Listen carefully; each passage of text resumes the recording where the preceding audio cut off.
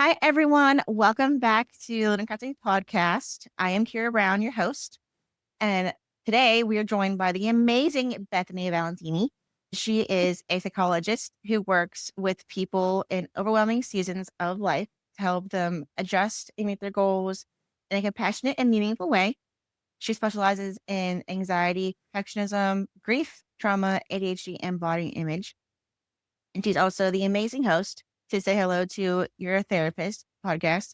She talks to therapists about their work, their specialties, and what actually happens in therapy. And her and I met last week to do an interview together. Today we're doing it online. So it's going to be a nice way to dive right in.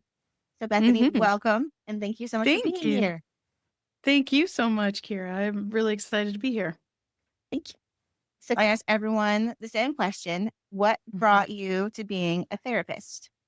For me, I think I've always just sort of defined it as it's in my blood because my father was a drug and alcohol counselor. My mother was a licensed clinical social worker.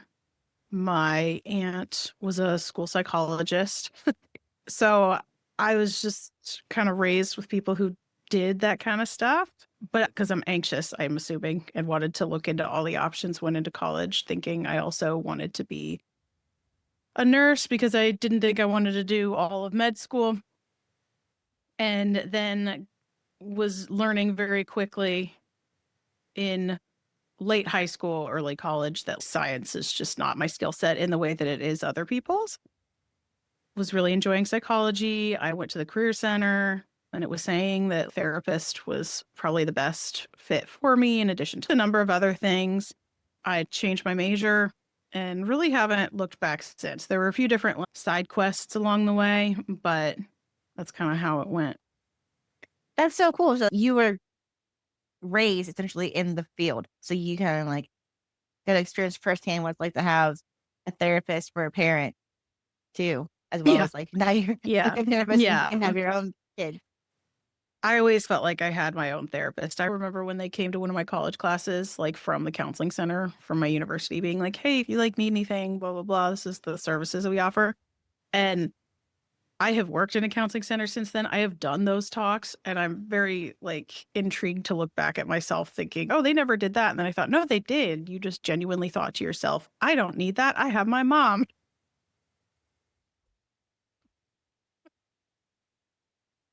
Little did I know how much she was really carrying. I don't know like the whole mental load that we carry in this field, but now that you're in it, you can have a better appreciation for everything your mom did. Yeah. That and I also used to joke that I was a handful. Just had a lot of feelings and probably could have benefited from therapy, but she was a rock star. She just did it all. She was a good one. Good egg.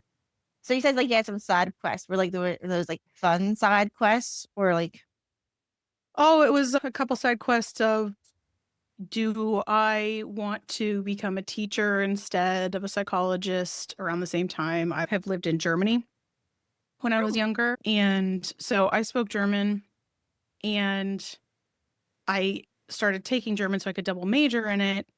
The person there was like, you're going to be a teacher. I was doing a lot of teaching assistantships and almost got my entire degree doing that, helping her teach. She's like, you should be a teacher. There was this encouragement for me to take on a teaching job, teaching German locally.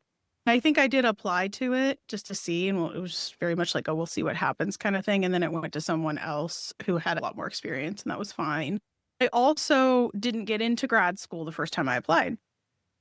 So that was kind of a side quest too, which led me to take a year off. And I went to Colorado to work and live in community in it was called Urban Servant Corps, and it's under the umbrella of AmeriCorps. okay. Is the way I kind of like to describe it. And so it was just a year of volunteering. I lived with 7 other women and there was another house. It was very spiritual. That particular one was Lutheran. You didn't have to necessarily be Lutheran to do it.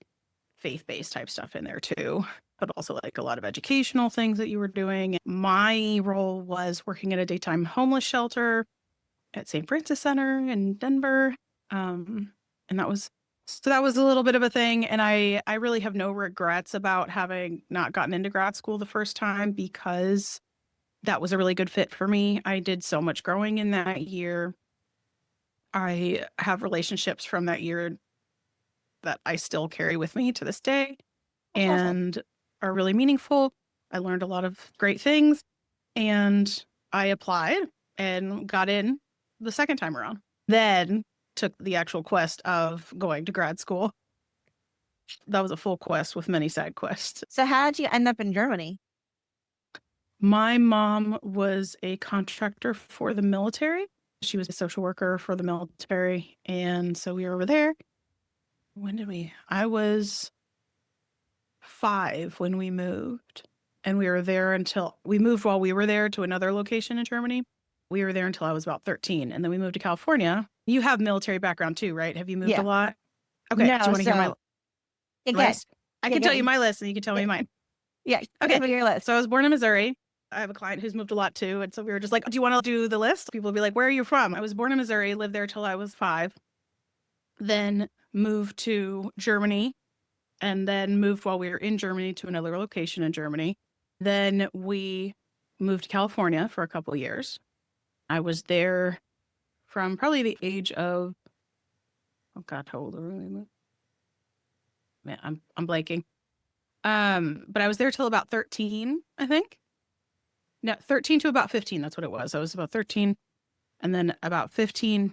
Then we moved to New Mexico and I was there to finish high school, undergrad, then did the year in Colorado and then moved to Ohio to do my grad degree and then had to do a year of internship and did that at Virginia Tech in Virginia and then moved back to Ohio. Wow. Yeah. That's a lot. So And it's actually like not that bad compared to like a lot of military families, you know, like Yeah. I have it simply. Yeah.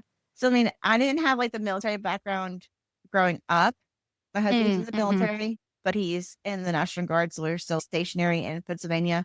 But my older brothers, my mom's first husband was in the Air Force, and they moved a lot. They were in Maine, Guam, Japan, Pennsylvania, West Virginia, a couple other places. I can't remember all of them. Yeah. And that's obviously that was not the right order, but they were there in all those places. So that's before I was so cool. for us. Yes, a glimmer in their eye, as you know. Yeah. Well, I mean, my dad is not my brother's dad, so like my mom was not even thinking of me at that point. Yeah, it's cool. Not part of the plan. Yeah, but it's exciting. It's a huge upheaval though to have all those moves, but your life experiences in those moments shape who you become. Because especially being in the military background, that's a whole culture in and of itself. Plus, you go into a whole other country dealing with that culture shock. Probably shaped a lot of your experiences and how you integrate it with clients. Does that impact the way I work with clients? That's a really good question.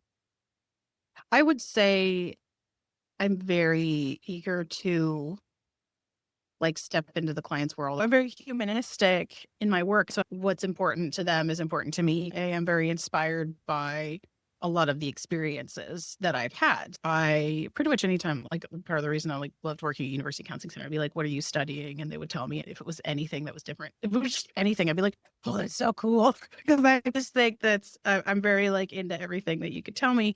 And if they were going to study abroad, I'd be like, oh my God, you totally should. Like, I'm really biased, but like, you should totally study abroad. Like, I think having different experiences with cultures is so important. So it's just a major value of mine. I also just really love to travel because of it. So anytime someone's like, I think I need a vacation, I'm like, you probably do. It's just where you want to go. I think it really has informed some of my work with international people that I've worked with, understanding what it's like to feel like you are not your home, but you're not home, you know? Because even though we were over there in Germany for a long time, it still felt like home was the US. And we were kids, and that was always going to feel like we wanted to go back. And now I would love to travel more. I would love to be over there in some ways, but I also don't mind being grounded in one space. And so I think that does drive a little bit of understanding with homesickness and connections with different people and all that. Yeah. And that's so true because like, you're right. Like there's something to say for like traveling, but if you're constantly traveling and there's ever like a touchdown back to like your home base, it's hard to feel Mhm. like you're actually back in home.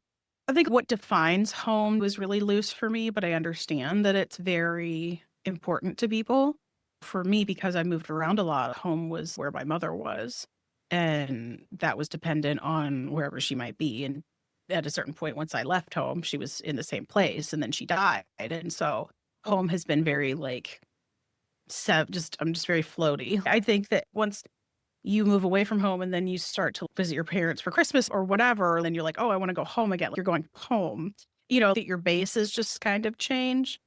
And so, yeah, I think home is just such a fascinating, fluid concept. I also really value culture and how different cultures view different things and how important it is to the individual person to have something from back home. One of the things that we love here, and I know that it is very beloved locally, is they have more than one location, but it's called Jungle Gyms. It is this insanely huge grocery store that has the biggest international section that you've ever seen.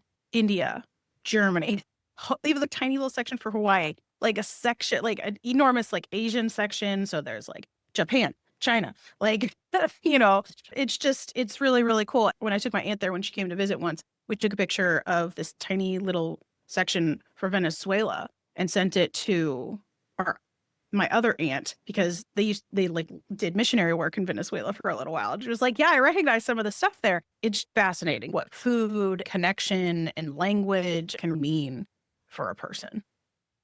Yeah, that's so true. Our cultures are rooted in our foods and like what foods we Mhm. have and like it's like emotions they evoke is so powerful. Mhm. So I love like Mhm. you have had that like the multicultural experience, like you can like really resonate and understand that. So do you have a lot of international clients that you generally work with? Right now, I don't have a ton. I have a handful. I enjoy working with them, but most of them are in the US. I'm thinking of two most prominent ones that I have right now. One just worked to get US citizenship, so they now have dual citizenship. So that's really exciting.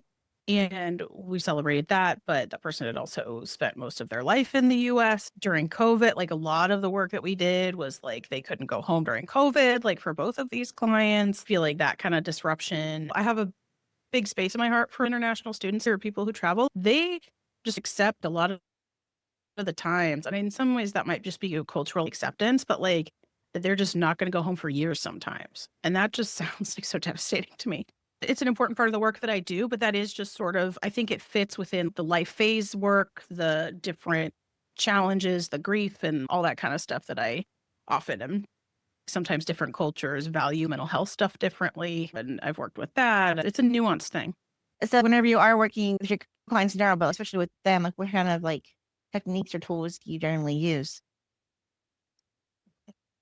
I wouldn't say this is my specialty. Or I've worked in university counseling centers with some fabulous clinicians whose specialties were international students. I am still not over my head. Like all the visa stuff, like all of that, That's that a lot of alone is such a whole other thing. I am ill equipped to speak to some of that. One of the big techniques I'd use for most of my clients is validation and trying to affirm and understand just because I want to give them that voice to be heard.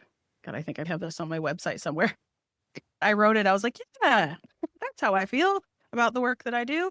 I want them to feel heard as much as they feel helped, if that makes sense. yeah, definitely.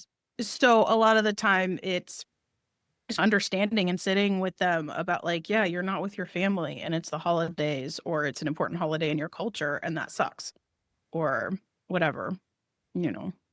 Yeah, it's definitely key. I'm just flashing back to my undergrad years. We had a sister school in South Korea. We had a lot of South Korean students there and talking to them and like just their Mhm. experiences like from over there to coming here. It's like so like mind blowing Yeah. because a lot of like we're older, especially like in like, their beginning stages, but because they have the required 2 years of military service in South Korea before they can start their schooling, it was a whole thing for them. It's Yeah. for both genders. It's not just one. It was interesting. I was not split to some of my other friends.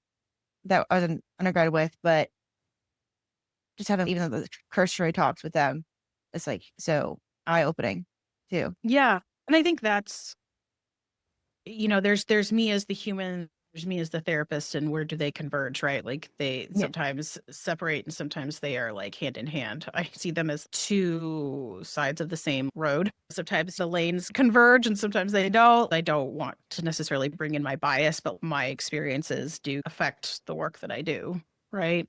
When I hear people talking about it, I think it's just fascinating. It's important for us to know that the way we do it could be all sorts of things: life, social stuff, cultural, whatever. It doesn't necessarily look the same everywhere else.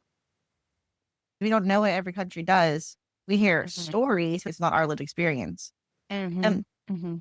I think trying to keep things separate also might, it's kind of hard though, because like your lived Mhm. experience is you. And like Yeah. we are who we are when we show up into the therapy room. Like our initial reactions and biases. I don't talk about politics or religion. They can talk about all they want, but I don't bring up my stuff. Mhm. It's like informs how we are with our Yeah, clients. absolutely. I think the amount of grief work that I have done over the years wasn't influenced by like my experiences, in multiple regards of my life. So that's just one example, right? I have a good friend who, even before she became a mom, knew she wanted to go into maternal family health in terms of her focus and counseling. She didn't have to be a mom to know that she was going to do that, but she did know she wanted to be a mom. So it's kind of it's all just very fascinating. Like we don't want to be pigeonholed into the work that we do just because of our experiences or Right. identities, but at the same time, they could still be very near and dear to our hearts and just be one of the things that we do. Right. Exactly. You specialize in ADHD. I always Mhm. think of asking therapists that focus specialize in that. What is your take on like therapy with ADHD or neurospicy people? And like what kind of techniques do you use with them? It's a lot of working with where they're at, but also trying to help like step back and be like, what's the most helpful right now? Which I do with a lot of my clients, but I notice that like is really meaningful. And just because my type of neurospicy might look a certain way, it may not be like the same case for them. And trying to work around like, okay, what's the most helpful for you? Like remember like all the things you're juggling. Like you are doing a lot and it is hard to do all the things, and like you are a whole human, and trying to really focus on that. It's not a ton of techniques other than really just helping us try and stay on task while also trying to just be along for the ride because they deserve to be as themselves in the session as possible too, if that makes sense. Yeah, it does. So do you focus with your ADHD client is like, is it their is like a dysfunction, the anxiety apart from that, or is it just like based on their individual needs? I would say more individual needs. Like just I a lot of my specialty around ADHD just came from being able to like I just work really well with them. I've since been diagnosed with ADHD, and I really like having the conversations that are helpful for problem solving and also just being with them. So I think it is much more of a supportive thing. I think there is very much a hey, your anxiety could be driven by your ADHD, but I also know it's possible that you could have been born an anxious person and also have like, or born with ADHD and life also contributed to anxiety, not just ADHD. Like it's so, it's so nuanced, you know.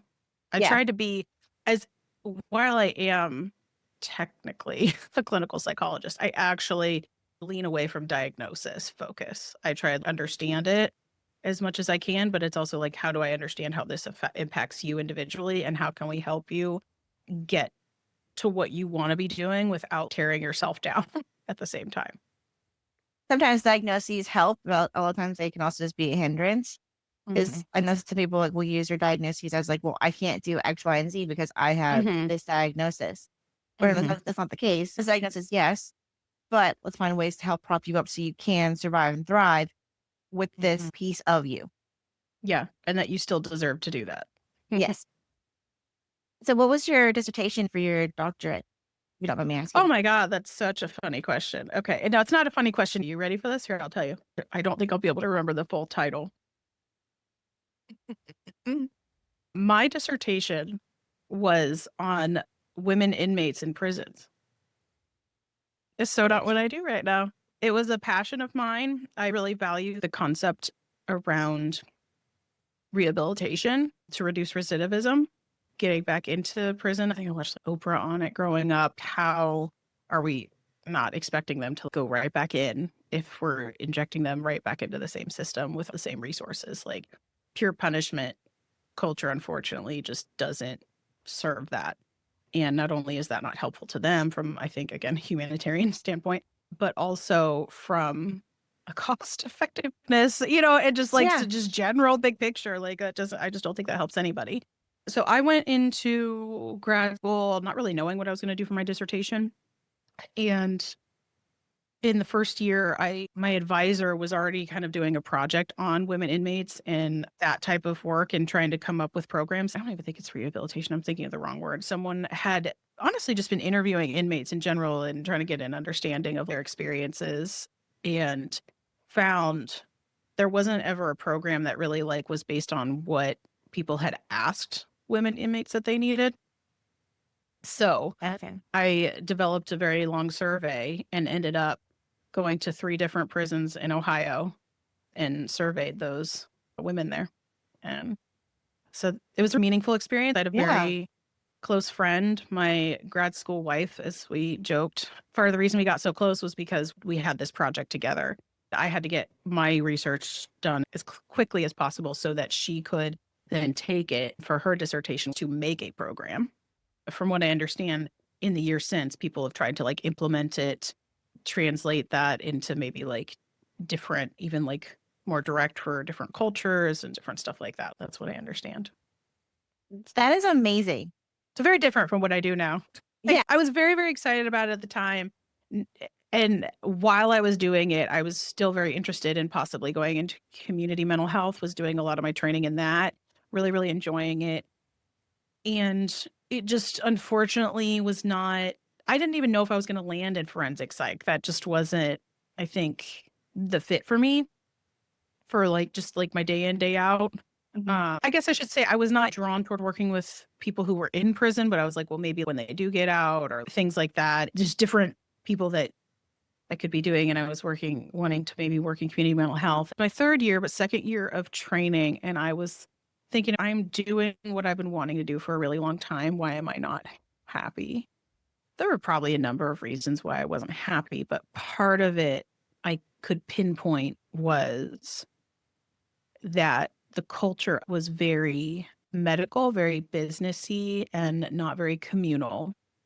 So I would go for the most of the day without talking to another colleague, and all the doors were shut. It was a very busy, very burned out space. It was hard for me to picture like, yeah, this is the type of setting I might want to be in. So I connected with a few friends and colleagues. I felt really guilty about leaving that space because it had been a passion of mine. And I do think it's very important work. And my friend was like, but you can leave that to people who feel like they can do it all. You Yeah. don't have to be the one to do it. Another friend said, you would probably be a really good fit for university counseling. I did my final year of training at a university counseling center, and it was a very good fit for me. And then I went into internship for it, still loved it, and then chose to work at a university counseling center. I was there for 6 years before transitioning to private practice. Wow.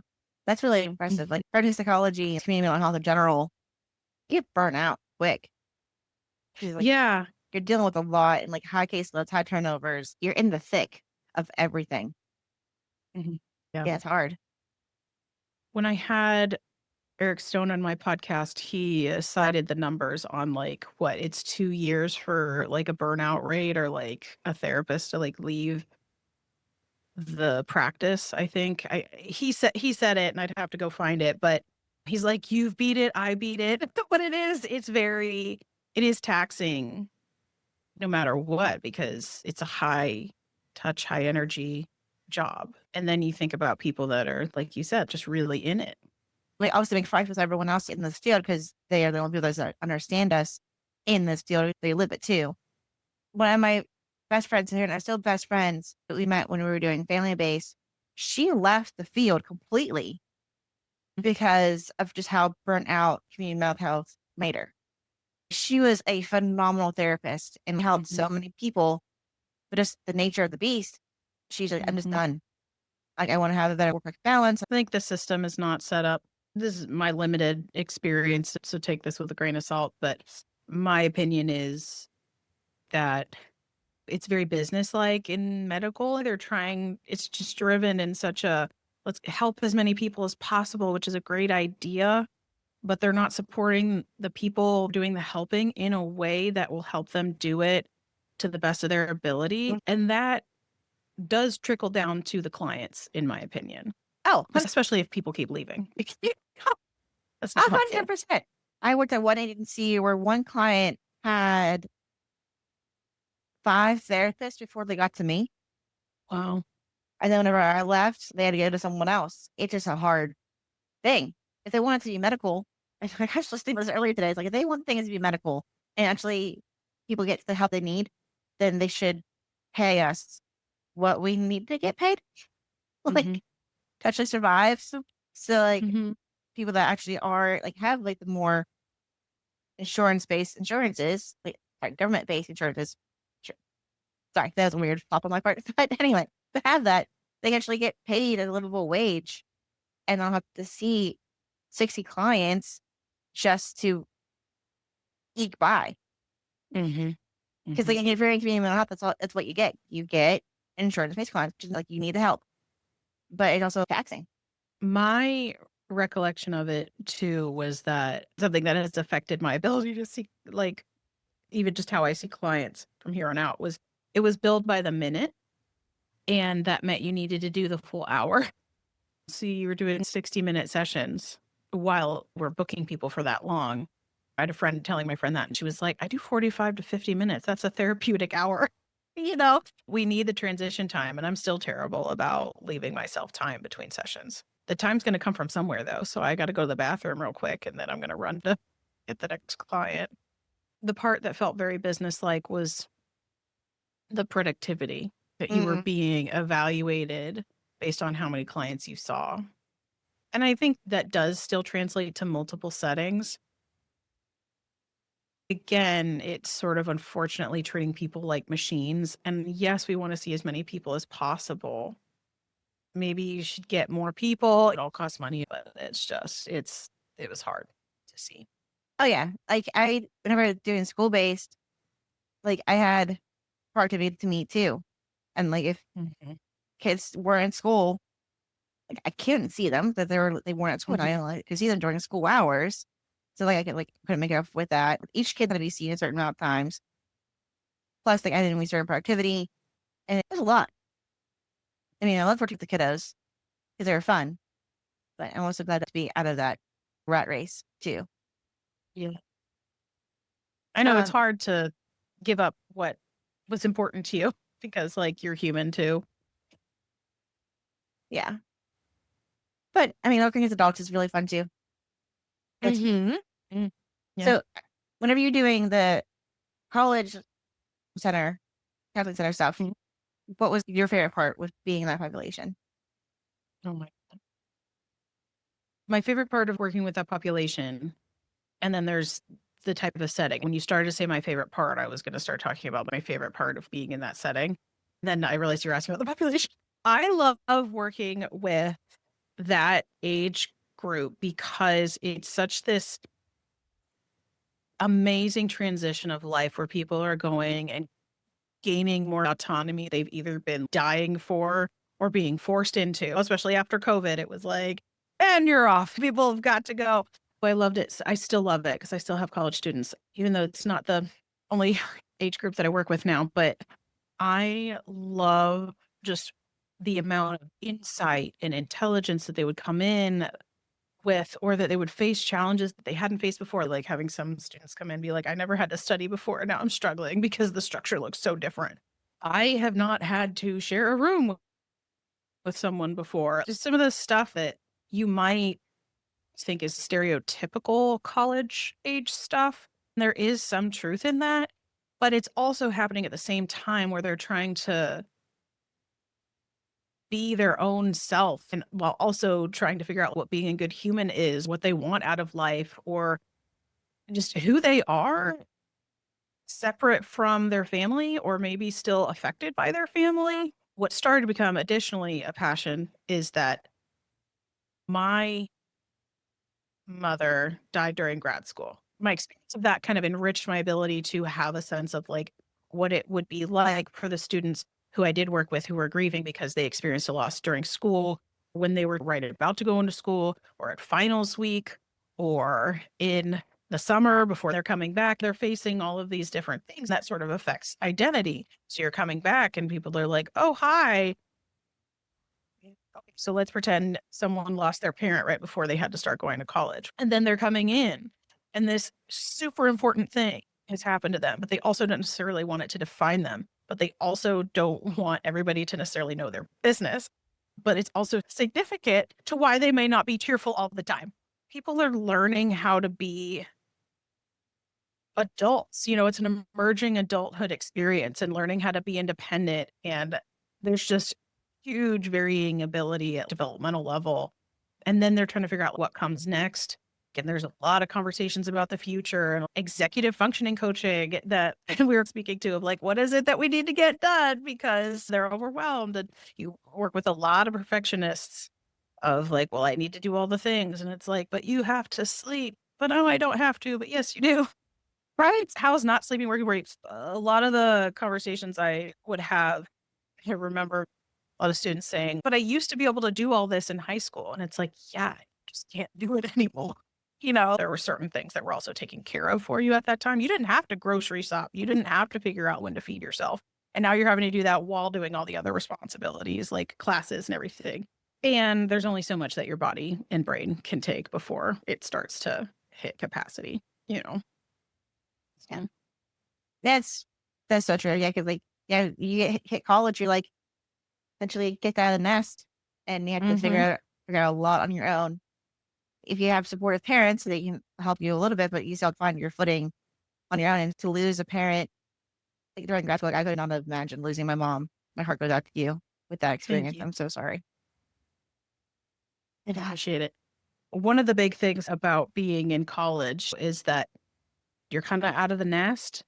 And it's this space where people like want to be seen as adults and like are kind of being told to go be adults, but then parents sometimes still have certain amount of control over the student. Yeah. You get varying degrees of combinations of students who want to be more independent, parents who want to be more involved, and vice versa. When I mentioned the grief and loss stuff a moment ago, it was also like life doesn't stop just because school's going on. It could be that someone dies. It could be that an assault happens. It could be that you have a parent who is chronically ill at home. And then there's conflict happening at school. Your roommates are doing crazy shit. Stuff happens. You may or may not have a vehicle because different universities have different policies on whether or not you can bring one on campus. You might have to live on campus because of the policies. It's just different stuff like that. And is it a university that is connected? Is there stuff that they could do? Certain types of peer pressure for the first time,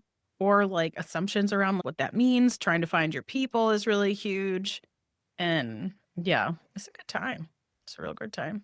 But it's also a great space for a lot of great resources. There's always somewhere to send someone when you're at a university. It's like, oh, go here. They'll help you. It's good. It's a good space to be. Not a lot of adults have those types of resources once they graduate. That's very true. It's like flashing back to my undergrad years and the sense of community that you can really foster and form there. You can't get it anywhere else. But yeah, it is like you're growing and changing in that time period. Like, it's like the grief and loss and the push and pull with parents. It's like you're leaving the nest. You need to be more independent because like college and life is like it's time to be on your own. The parents are like, no, we're still here. We're still helping pay for X, Y, and Z. You have the family dynamic with the sickness and all the things. It's like this push and pull piece that comes into play. Nostalgic for undergrad years. You're like, oh, it just takes me back. Yes, it's a time. Then they go home during the break and it's like, oh, they're telling me to be home by a certain time. No one's managing my schedule when I'm back at school. I'm also an adult being like, yeah, I understand that you're back home and they still see you as their kid and you're still under their roof. It's weird, especially if it's your first semester. that you just came back from. Yeah. That's so true. You're right. Especially if they have like, serious relationships and parents are like, yeah, but you're still too young for that. It was like, you're 18, 19, 20, 21, however old you might be. You're like, no, I'm not that young. Yeah. It's a time. It's a great time. Like I said, I love it. There's so many changes.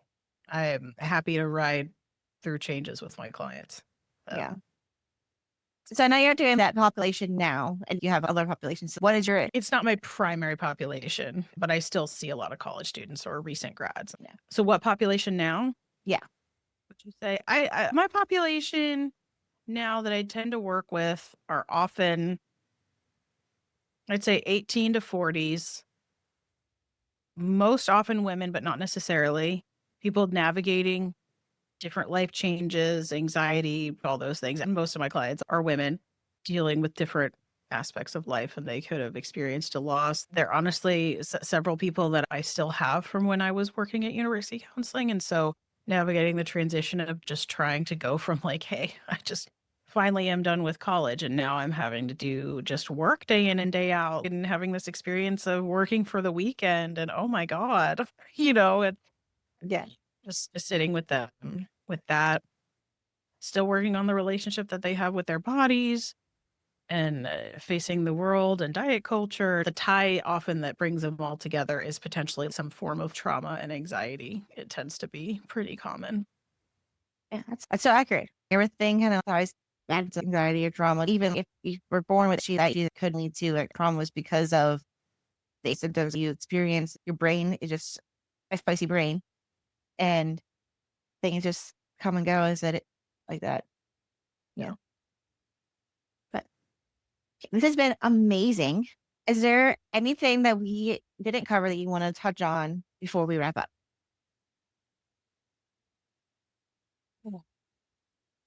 Just came here for a good time. So I just have really enjoyed myself.